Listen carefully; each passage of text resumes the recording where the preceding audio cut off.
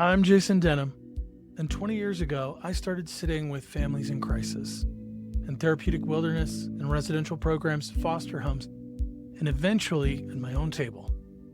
What I kept seeing was the same thing over and over. Good people doing their best, being pulled apart by forces they couldn't quite name. The show is called The Reflective Parent because the most powerful thing a parent can do isn't find the right consequence or the right program. As a matter of fact, I saw the tremendous strain separation put on the family dynamic.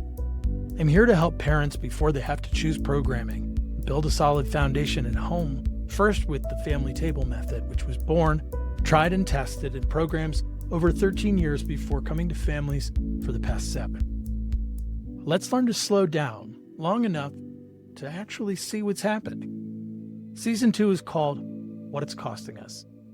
We're going to look honestly at the things that promise to keep us safe and connected and ask harder question, what are they actually doing to us? I'm glad you're here. Pull up a seat at the table. Okay, so I want to be clear about something just like I said I'd be at the beginning of each episode of this season. To name what I see. That's the only way to do this work, y'all.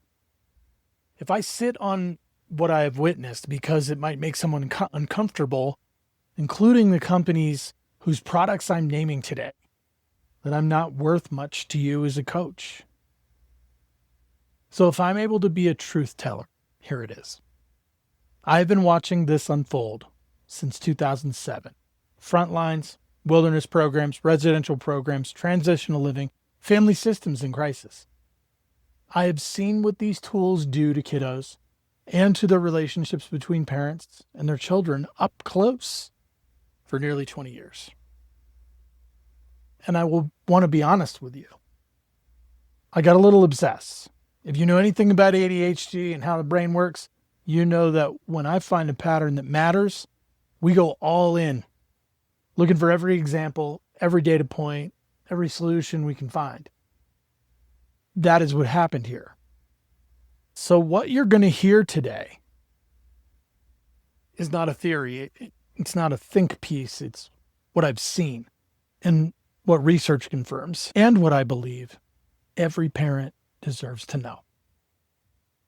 TextNow is a free app that gives anyone a real phone number for calling and texting without a phone plan, a SIM card, or a carrier contract. It works on any device with Wi-Fi. Over 50 million users. No age verification, no parental controls, no content moderation. It presents itself as a budget-friendly communication tool for families. Its actual function is to hand teenagers an invisible second phone, like a second life, a phone life that parents cannot see, monitor, or access. So for the rest of us, that's like Google Voice and other apps like it. We think about using it in terms of business, in terms of like, I need this phone to be my personal phone that isn't going off at certain hours. And then I have a second phone, but I don't have a second phone. So what if I could just use a number? Then I can set it so that I know what it's really for without even picking it up. Just then I'll know whether or not it's clients coming through. I have 2 businesses. So that way I can kind of spread it out and keep my personal life. There's always a positive intention, isn't there? Now, when we're young, we have nothing but time to explore. We've already seen this happen with social media. The kids are amazing at it because there were no high stakes with it.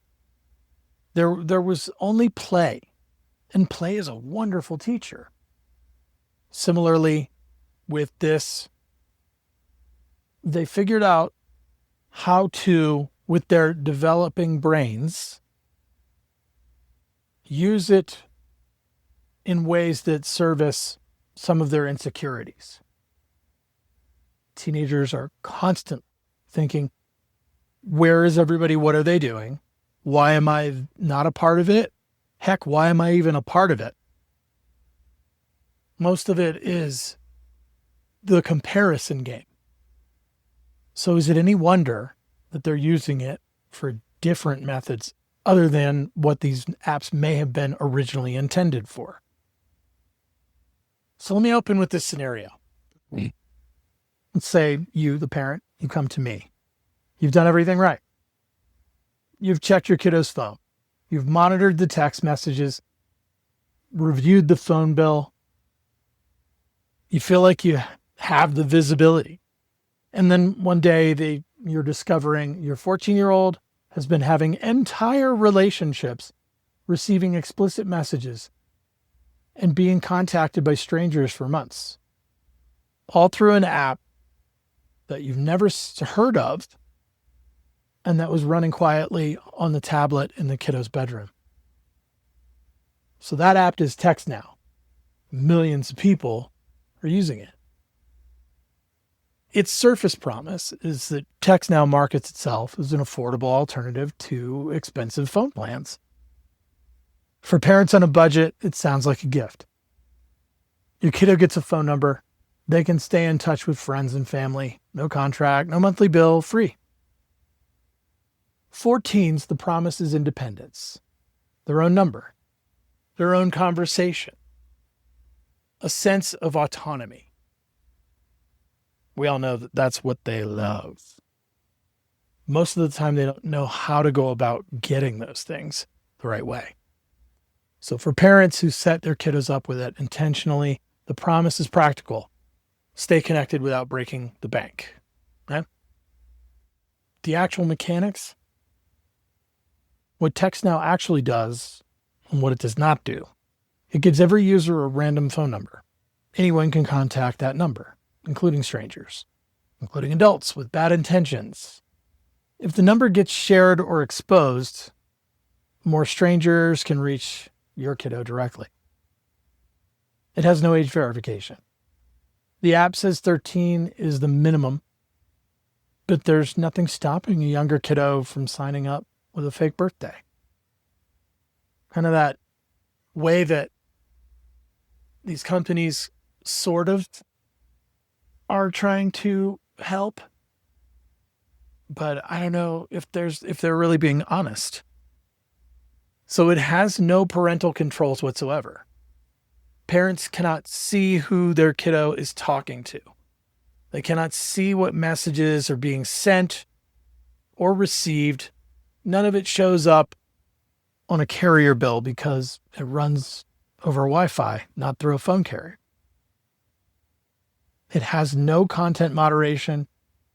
So explicit images, sexual messages, threats, and harassment can flow freely with no filtering.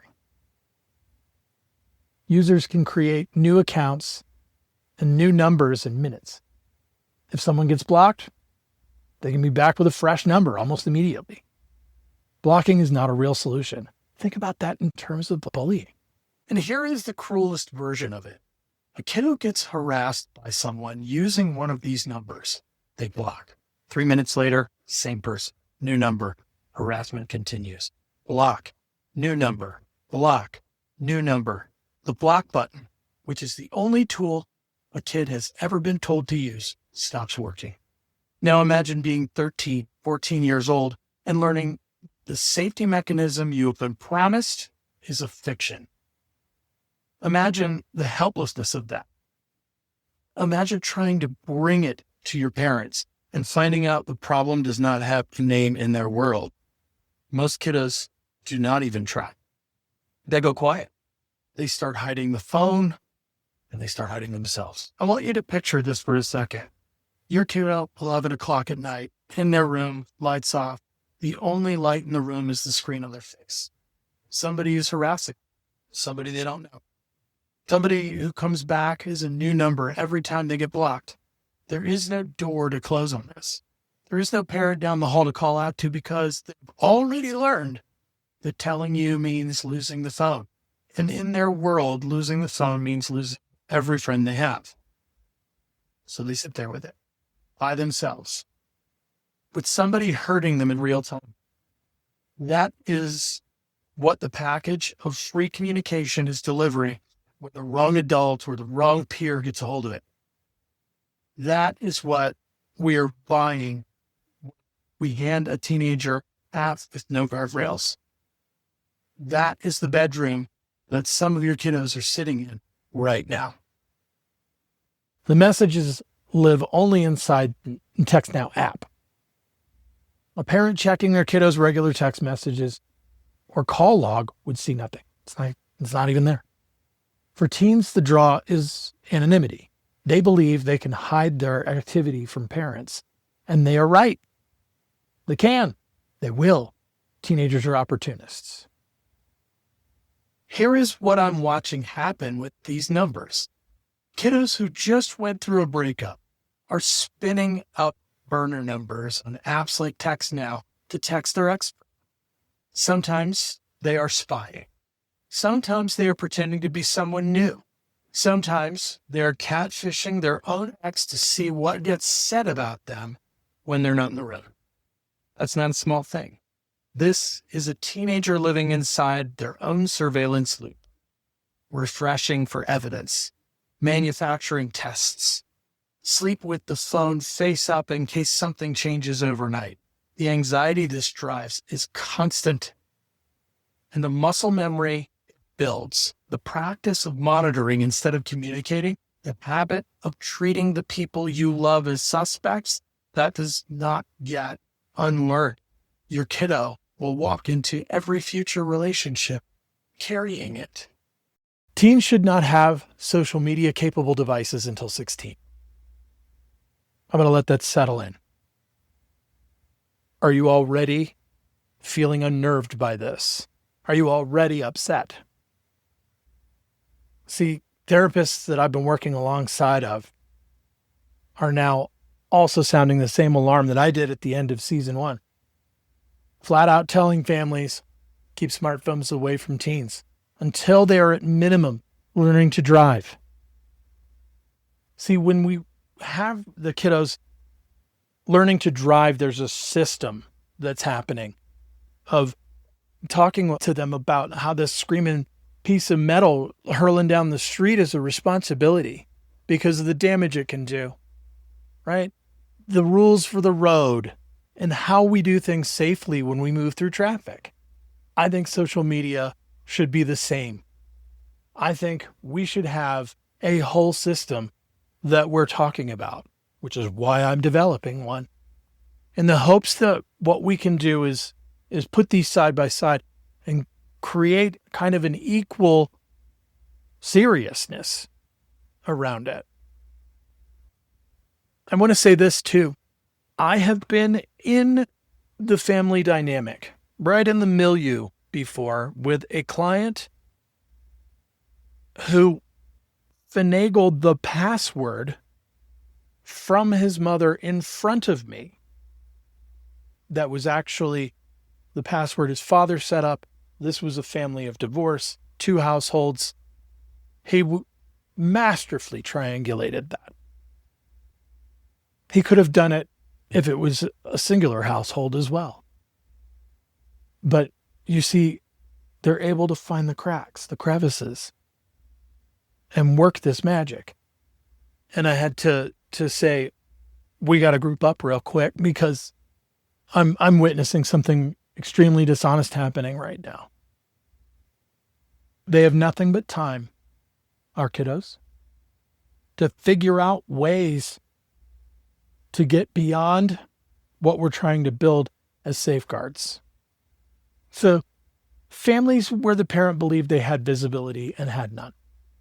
The discovery moment is devastating because it's not just about what the kiddo was doing.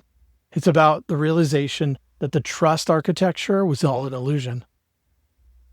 See, teenagers who learn that hidden communication is normal, that having a secret digital life is just what you do. The transparency with your family is something to be managed and avoided, not practiced. So kiddos who were contacted by predators through anonymous numbers, a documented case in Illinois where a 12-year-old received hundreds of sexually harassing and graphic messages. A case in North Carolina where a 16-year-old used TextNow to send anonymous threats to classmates. These are not edge cases. These are the predictable outcomes of a system with no guardrails. It's so... I've worked with folks who've had their kiddos lured in by a predator, and they were just so devastatingly traumatized by that. This is important, that we lift the veil on a false sense of security, but we don't panic at the same time, because the 6 seats have within them the first seat showing up imperfect, and the second seat, safety lives in the body. Knowing that we can slow down and we can make some choices that change the trajectory, that reduce the amount of risk. The false sense of security parents carry. They think they're doing the monitoring work. They think they would know. And the gap between what they believe and what the actual happening is where the damage grows. So the erosion of the relationship itself. When a kiddo has a hidden communication channel and the parent does not know, the kiddo is practicing deception as a daily habit. And it's not nefarious, right? It's just, this is what you do. This is what my friends do. That shapes who they become in relationships. It teaches them that connection requires concealment. We know that's not true. Honesty will out. So I'm working with parents who do everything they know how to do. Checking the phone, reviewing the bills, setting limits. And underneath all of that monitoring is a fear they can barely name. Not the fear that their kiddo is lying to them. The deeper fear that even if they found out, they wouldn't know what to do. The phone is not the problem. The problem is the phone is a symptom of a relationship that has not built enough safety for the hard conversations. We have to have hard conversations, y'all. A teen who trusts their parent does not need a hidden channel. A teen who is afraid of their parent's reaction does. So it is incumbent upon us to make a safer space for those hard conversations.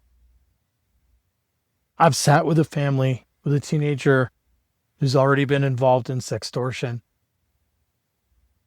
and had an inappropriate contact with a stranger before the parents had any idea anything was happening. The teen did not have TextNow. Just a phone the parents thought was being monitored. The gap between what parents believe they can see and what is actually happening is where kiddos get hurt. By the time those families arrive in my work, the damage is done. And the work is repair, not prevention. And hey, sometimes it's still prevention. This episode is about prevention. A parent I work with discovered her teenage daughter had been using TextNow specifically to stay in contact with someone she knew was not good for her. Parents had no idea the channel existed. The kiddo knew exactly what she was doing and why she was doing it. So TextNow follows the exact same pattern as every other episode in this series. Something presents itself as helpful. Free communication for families, budget-friendly connection. The actual function is the opposite. It creates an invisible wall between parents and kiddos. It gives anonymity to people who would exploit children. And the cost shows up at the dinner table in families like yours every day. The package is a phone app. The product is disconnection. Because these businesses want as much of everyone's time as they can possibly get. It doesn't make sense to just capture the family and do something that the family will do together, because that's limited. When you can get every member of the family sequestered in a corner of the house away from everyone else so they can just be there on these apps, finding ways to connect, even if those ways are harassment or breaking the rules or tossing our moral compass right out the window. So I want to say this line to you too. The anonymity that makes the teen feel safe is the same anonymity that makes a predator feel safe. It's the same feature serving opposite purposes. When a kiddo learns to maintain a hidden communication life at 13, what do you think the relationships look like at 23? So I'm not trying to paint TextNow as evil. This is what happens when we build tools with no guardrails and hand them to people with developing brains. The question is not whether your kiddo can be trusted. The question is whether we have built an environment where trust can develop. Even the phones designed for kids can be worked around by a motivated teenager. The device is never the answer. The relationship is the answer. What it didn't give them was connection.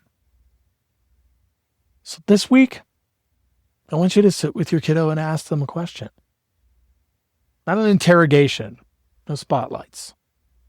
A real question. Ask them, is there anything happening in your digital life that you feel like you need to hide from me?